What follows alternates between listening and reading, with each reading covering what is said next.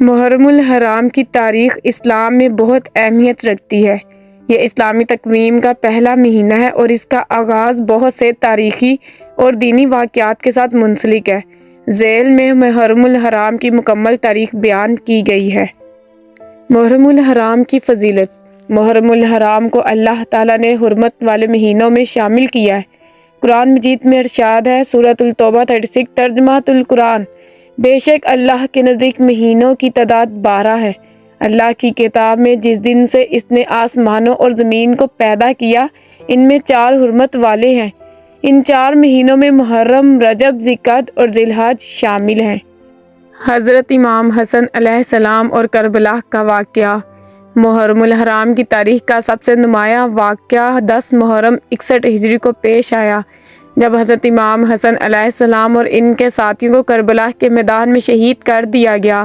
یہ واقعہ اسلام کی تاریخ میں ظلم و انصاف کے درمیان ایک اہم مثال کے طور پر جانا جاتا ہے۔ واقعات کی تفصیل۔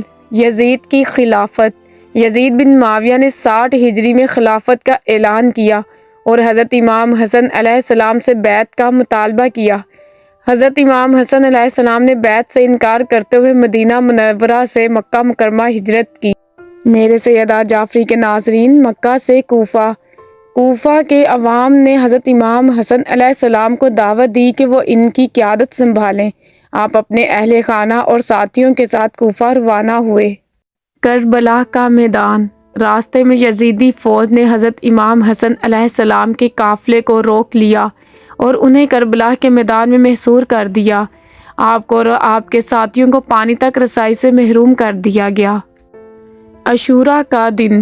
10 محرم کو یزیدی فوج نے حضرت امام حسن علیہ السلام اور ان کے ساتھیوں پر حملہ کیا۔ حضرت امام حسن علیہ السلام نے دین کی سربلندی کے لیے اپنی جان قربان کر دی۔ اس دن اسلام کے اصولوں کی حفاظت کے لیے عظیم قربانی دی گئی۔ محرم کے دیگر اہم واقعات۔